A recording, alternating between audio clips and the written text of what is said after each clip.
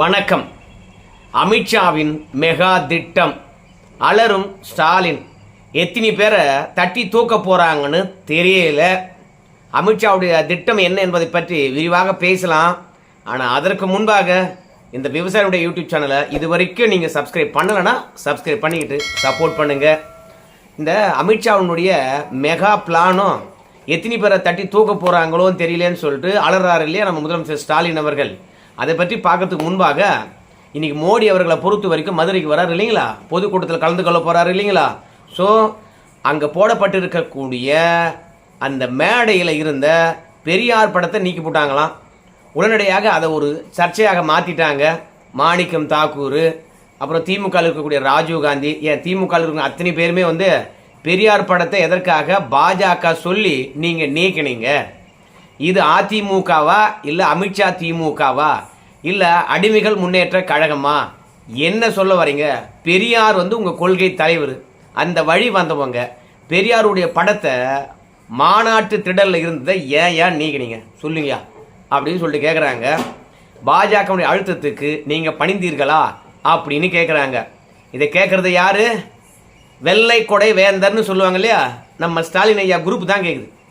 ஏயா இதுவே மோடி அவர்கள் தமிழகம் வருகின்ற பொழுது கருப்பு கொடை பிடிச்சிங்களா இல்லையா, கருப்பு பேண்ட் போட்டிங்களா இல்லையா?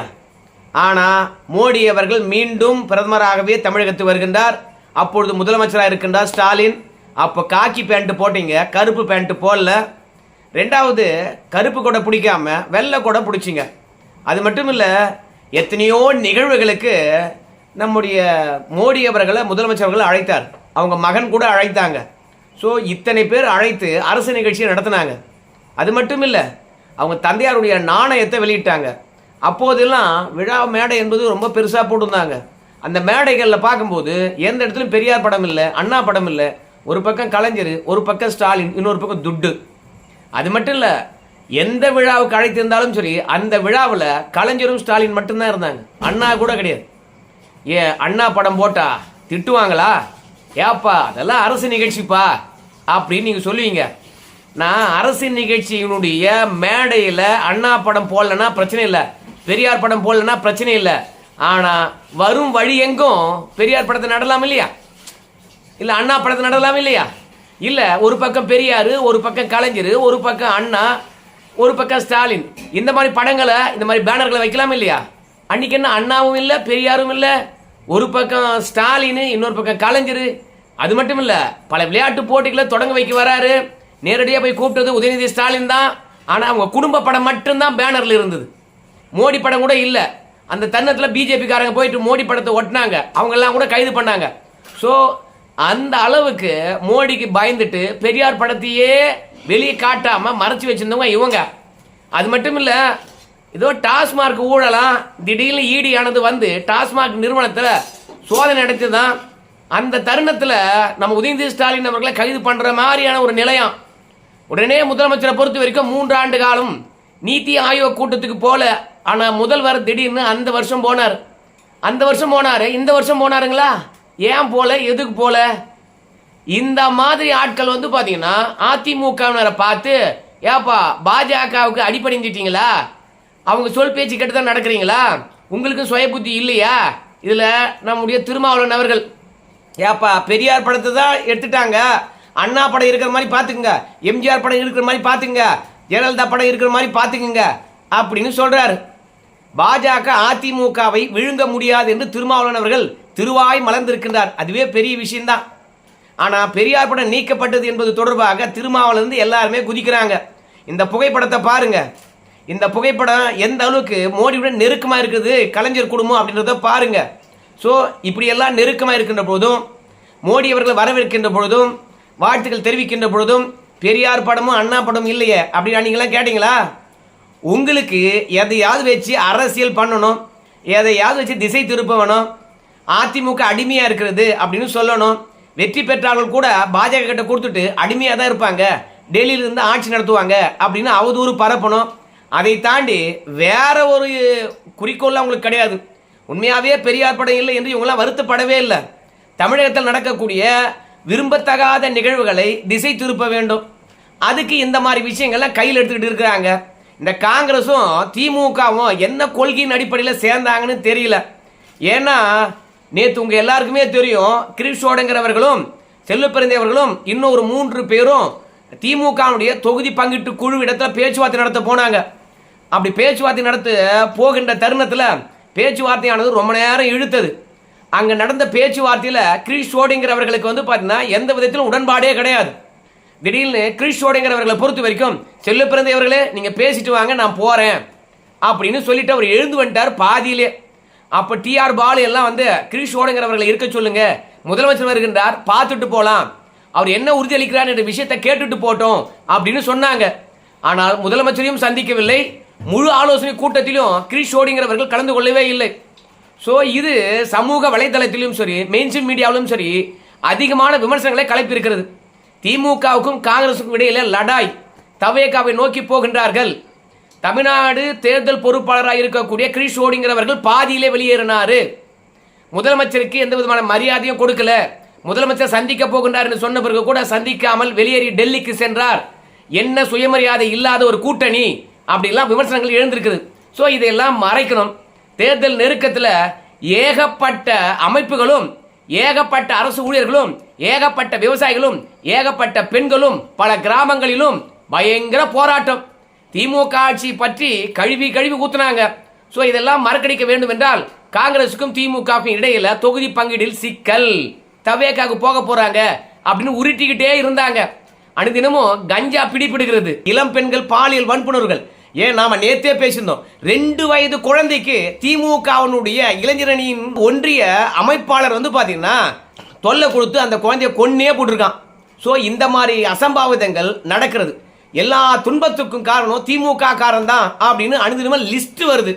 இதெல்லாம் மக்களிடையே போய் சேர்ந்தா ஓட்டு போடுறவங்க கூட ஓட்டு போட மாட்டான். அதனால எனக்கு தெரிஞ்சு திமுக தவறுகளை மறைப்பதற்காக தான் காங்கிரஸ் திமுக கூட்டணியில சலசலப்புன்னு ஊடகமானது அனுதினமும் ஓதிக்கிட்டே இருந்தது. சரி, கொஞ்ச நாள் ஊடகமானது இதே உருட்டட்டும், நம்ம ஆட்சியில் இருக்கக்கூடிய தவறுகள்லாம் மறக்கட்டும் மக்கள் அப்படின்னு திமுகவும் காங்கிரஸும் விட்டுட்டு வேடிக்கை பார்த்தாங்க. கடைசியில் உண்மையாகவே திமுகவுக்கும் காங்கிரஸுக்கும் இடையில இப்போ லடாய். ஆரம்பத்திலே திமுக ஆனது விட்டு பிடிக்காம இவ்வளோதான் இஷ்டம் வந்தா வா எல்லாம் போயா என்று கரார் காட்டியிருந்தா எல்லா கட்சிகளுக்கும் முன்பாக காங்கிரஸ்காரன் காலில் விழுந்திருப்பான் திமுகவுக்கு. ஆனால் விட்டு பிடிச்சாங்களா, அப்போ காங்கிரஸ் இல்லைன்னா திமுக இல்லை போலக்குன்னு சொல்லிவிட்டு இப்போ அவங்க விடாப்பிடியாக இருக்கிறாங்க. முதலமைச்சரோட சந்திக்கல. அது திமுக காங்கிரஸ் கூட்டணிக்குள்ள பெரிய குழப்பத்தை ஏற்படுத்துது. முதலமைச்சர் மதிக்காம கிரீஷ் ஷோடிங்கர் போறாருன்னா அவ்வளோ பெரிய ஆளா காங்கிரஸில்? அப்போ ராகுல் காந்தியை பொறுத்த வரைக்கும் கிரீஷ் ஷோடிங்கர் அவ்வளோ மதிப்பு கொடுத்துருக்கின்றாரா? காங்கிரஸை இந்த 5 ஆண்டு கால அப்படி என்ன தப்பா நடத்தி விட்டது திமுக? எதை கொடுக்கல திமுக காங்கிரஸுக்கு? உரிய இடத்துல உரிய மரியாதை தரலையா? எந்த விழாக்களில் கலந்து கொள்ள இடமளிக்கல? இல்லை ராகுல் காந்தி வரவேற்பதில் ஏதாவது பிரச்சனையா? இல்லை நாடாளுமன்ற தேர்தலில் வெற்றி பெறுவது ஏதாவது சிக்கலா? ஸோ எல்லா விதத்திலும் காங்கிரஸுக்கு உரிய மரியாதை கொடுக்கின்ற பொழுது காங்கிரஸ் திடீர்னு இப்படியே அவமதிச்சது முதல்வரை அப்படின்னு சொல்லிவிட்டு பெரிய பிரச்சனையே இருக்குதுங்க.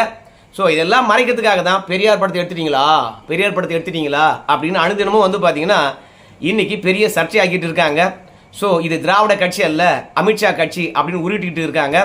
ஸோ இப்படி அமித்ஷாவுடைய முன்னேற்ற கழகமாக அதிமுக மாறி போச்சு என்று விமர்சனம் வச்ச பிறகு நான் சமூக வலைதளத்திலும் சரி, இன்னும் பல இணைய ஊடக செய்தியிலும் சரி படித்த ஒரு செய்தி, நம்ம முதலமைச்சரை பொறுத்த வரைக்கும் உளவுத்துறையை முடுக்கி விட்டிருக்கின்றாராம்.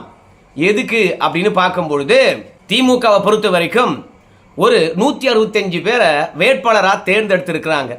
இந்த 165 வேட்பாளருடைய பின்னணியும் ஆராய சொல்லியிருக்காங்க. ஏற்கனவே பார்த்தீங்கன்னா அவங்க கட்சியில் செயல்பாடுகள் என்னவாக இருக்குது என்று பார்த்துட்டு தேர்ந்தெடுத்திருக்கிறார்கள். ஆனால் இருந்தாலும் உளவுத்துறை மூலமாக ரகசியமாக கண்காணிக்க சொல்லியிருக்கின்றாராம் முதலமைச்சர். ஏன்னா இந்த தேர்தலை பொறுத்த வரைக்கும் பெருசா திமுகவுக்கும் வெற்றி கிடைக்காதாம், அதிமுகவுக்கும் பெருசா வெற்றி கிடைக்காதாம். அதனால இப்படி வெற்றியானது இழுபறியா இருக்கின்ற பொழுது நிச்சயமா திமுக கிட்ட இருந்து தட்டி தூக்கணும் அப்படின்னு அமித்ஷா அவர்கள் ஐடியா போட்டிருக்கின்றாராம் சட்டமன்ற உறுப்பினர்களை. தேர்தலுக்கு பிறகான ஆட்டம் என்பது பாஜகவது பயங்கர மும்முரமாக இருக்கும். அதனால எப்பேற்பட்ட கொள்கைவாதியா இருந்தா கூட அமித்ஷா கிட்ட அடங்கிதான் போனோமா. அதனால தேர்தலுக்கு பிறகு எந்த எம்எல்ஏவும் அணி மாறிவிடக் கூடாது. இப்போ பாத்தீங்கன்னா சீட்டு கிடைக்க வேண்டும் என்பதற்காக நம்ம முதலமைச்சர் கிட்ட என்ன வேணாலும் பழி சொல்லலாம்.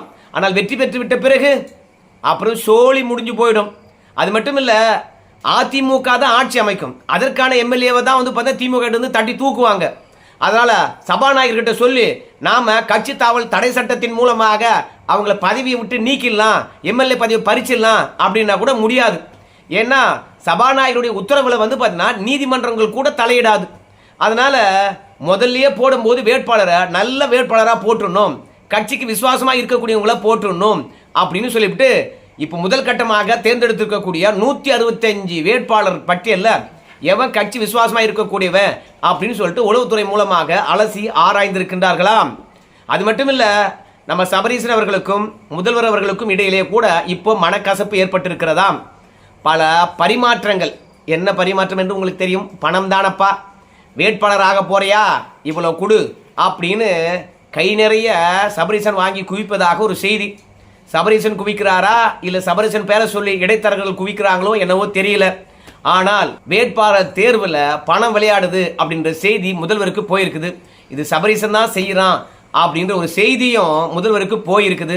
ஆனால் சபரீசனை பொறுத்த வரைக்கும் எவ்வளோ பெரிய ஆள், என்னென்னவோ தொழில் பண்ணுறாரு. அதனால் எம்எல்ஏ சீட்டுக்காக கொடுக்கின்ற 1 கோடியோ 2 கோடியோ பார்த்து வருஷம் நிற்க போகிறவர் கிடையாது. ஏன்னா அவருடைய பாக்கெட் மணியே ஒரு நாளைக்கு பல கோடிகள் இருக்கும். கையில் கட்டியிருக்கக்கூடிய வாட்சே வந்து பார்த்தீங்கன்னா 5 கோடி 6 கோடி.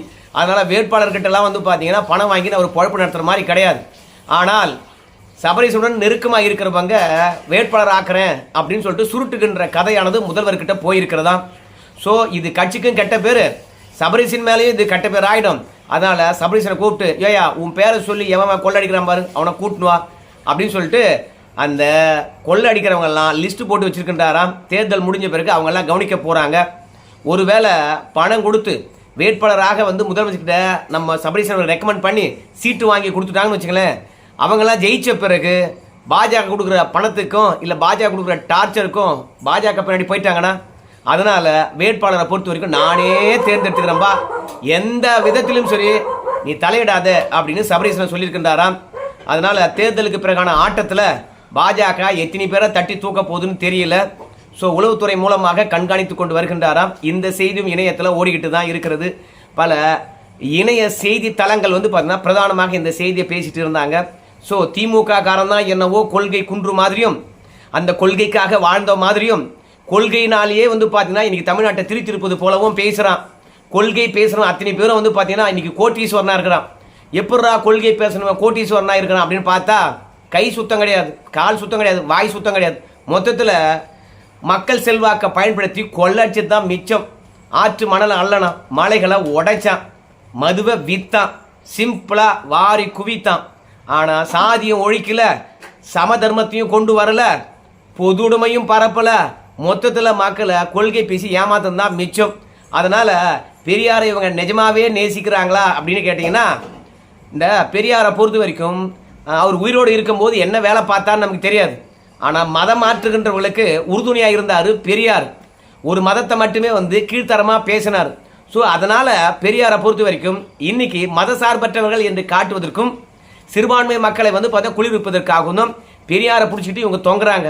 மற்றபடி பெரியாருடைய கொள்கையாக இருக்கலாம், பெரியாருடைய செயல்பாடுகளாக இருக்கலாம், பெரியாருடைய அரசியலாக இருக்கலாம், இல்லை அரசியல் நிலைப்பாடுகளாக இருக்கலாம், எல்லாமே வந்து விமர்சனத்துக்கு உட்பட்டவை தான். பெரியாருடைய அரசியலை நம்ம பின்பற்ற முடியாது, பெரியாருடைய கொள்கையை பின்பற்ற முடியாது, பெரியாருடைய அரசியல் முடிவுகளை கூட நம்மளால் பின்பற்ற முடியாது. ஏன்னா ஒரு தருணத்தில் ராஜாஜி அவர்களை ஆதரித்திருக்கின்றார், ஒரு தருணத்தில் காமராஜர் அவர்கள் ஆதரித்து பிரச்சாரம் பண்ணியிருக்கின்றார், மற்ற தருணங்களில் திமுக ஆதரித்திருக்கின்றார். அதனால் பெரியாரை பொறுத்த வரைக்கும் இதில் தான் பெஸ்ட்டு, கொள்கைவாதி என்று சொல்வதற்கும் அரசியல் நிலைப்பாடு எடுப்பதில் உறுதியாக இருந்தார் என்று சொல்வதற்கும் எதுலையுமே வாய்ப்பு கிடையாது. அதனால் பெரியாரை பொறுத்த வரைக்கும் திமுக சந்தர்ப்பவாதத்துக்காக தான் பயன்படுத்துது என்று அவர் தமிழ்நாட்டை தலை நிமிர வச்சவர். தமிழ்நாட்டு மக்களுக்கு வேஷ்டி கட்டத்துக்காக சொல்லி கொடுத்தாரு, சட்டை போட வச்சார், பெண்கள் அடிமை ஒழிச்சார் அப்படின்னு பக்கம் பக்கமாக எழுதுவதெல்லாம் சிறுபான்மையினரை குளிர்விப்பதற்காக தான். மற்றபடி உண்மையான பெரியார் கொள்கைவாதிகளாக இருந்தால் பெரியாரும் முரண்பாடுக்கு உட்பட்டவர் தான், பெரியாரே விவாதத்துக்கு உட்பட்டவர் தான். அதனால் தேவையான இடத்துல பெரியாரை பயன்படுத்தலாம், மற்ற நேரத்தில் தள்ளி வைக்கலாம், தப்பு கிடையாது அப்படின்ட்டு சொல்லுவான் உண்மையான பெரியார்வாதியாக இருந்தால். ஆனால் இவங்க அரசியலுக்காக பெரியாரை பயன்படுத்துவதனால அதிமுக மேடையாக இருந்தால் பரவாயில்ல, அந்த மேடையில் பல்வேறுபட்ட கட்சி சித்தாந்தம் கொண்டவங்க கலந்துக்கிறாங்க. சில பேருடைய மனம் புண்படக்கூடாது என்பதற்காக அதை நீக்கி இருக்கலாம். ஆனால் அதிமுகவுடைய உண்மையான பிதாமகன் யாருன்னு கேட்டீங்கன்னா எம்ஜிஆர், ஜெயலலிதா, அண்ணா. அவங்க 3 பேர் படம் இருக்குதா, அதில் ஏதாவது நீக்கினாங்கன்னா அப்போ விமர்சனத்துக்கு உள்ளாக்கலாம். ஆனால் அதை விட்டு மதுராந்தகத்தில் பார்த்தியா ஜெயலலிதா படம் இல்லை, எம்ஜிஆர் படம் இல்லை, ஒரு பக்கம் மோடி, ஒரு பக்கம் எடப்பாடி, 2 படம் தான் இருந்தது. இன்னைக்கு பெரியார் படம் இல்லை பத்தியா அப்படின்னு கம்பு சுற்றுறாங்க. டேய், பெரியாருக்குன்னு ஓட்டு இருந்தா பணம் கொடுக்காம பெரியார பேரை சொல்லி ஓட்டு வாங்கடா பார்க்கலாம் நீங்கள். அதனால் சும்மா மட்டும் ஏன் கதை பேசி கிடக்குறீங்க? பெரியாரால் முன்னேறணும் எவனு லிஸ்ட் கொடுங்கடா பார்க்கலாம். அப்புறம் பெரியார் படத்தை நிரந்தரமாகவே நாம் எல்லா பிரச்சார மேடைகளிலும் பதிப்புண்டா. என்ன சொல்கிறது? நன்றி நண்பர்களே.